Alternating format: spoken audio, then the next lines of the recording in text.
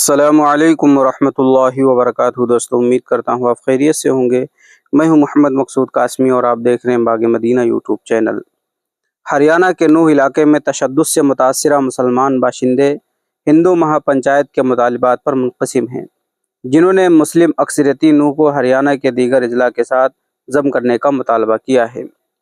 اتوار کے روز ہندو مہا پنچایت کی قیادت میں کئی دائیں بازو کے گروپوں اور گاؤں کی پنچایتوں نے حکومت کے سامنے کئی سخت مطالبات رکھے تھے۔ ہریانہ خاص مذہبی رہنماؤں اور ہندو تنظیموں نے پلوال مہا پنچایت میں مطالبہ کیا ہے کہ مسلم اکثریتی ضلع نوح کو ہریانہ کے دیگر اضلاع کے ساتھ ضم کیا جائے۔ انہوں نے اپنے دفاع کے لیے نوح میں رہنے والے ہندوؤں کے لیے اسلحہ لائسنس بھی مانگے تھے، تاہم نوح میں رہنے والے مسلمان ان مطالبات پر منقسم ہیں اور انہوں نے ہندو مہا پنچایت کے مطالبات پر ملے جلے رد عمل کا اظہار کیا ہے۔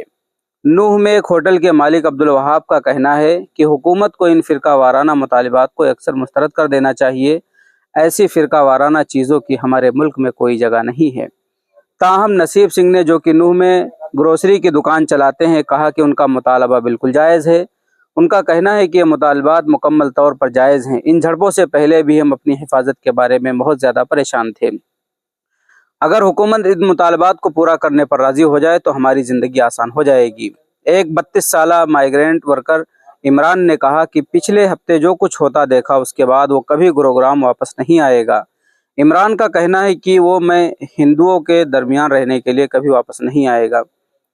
اس نے اپنے چھوٹے ٹرک میں اپنا سامان لادنے کے دوران یہ بات کہی۔ وہ بہار میں اپنے آبائی گاؤں واپس جانے کی تیاری کر رہا تھا۔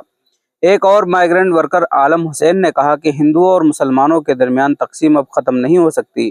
میں نے مسلمانوں کو اس وقت جتنا بے چین دیکھا ہے، اتنا کبھی نہیں دیکھا۔ میں اس احساس میں رہتا ہوں کہ ہمارے ساتھ کسی بھی وقت کچھ بھی برا ہو سکتا ہے۔ تو دوستو، حالیہ جو واقعہ ہوا ہے، اس کے بعد وہاں کے جو مسلمان رہنے والے دوسری جگہ منتقل ہو رہے ہیں، دوسری جگہ جانا چاہ رہے ہیں، اور ساتھ ساتھ میں اس بات کا بھی انہیں خدشہ ہے، ڈر ہے اور خوف ہے کہ ان کے ساتھ کبھی بھی کچھ بھی برا ہو سکتا ہے۔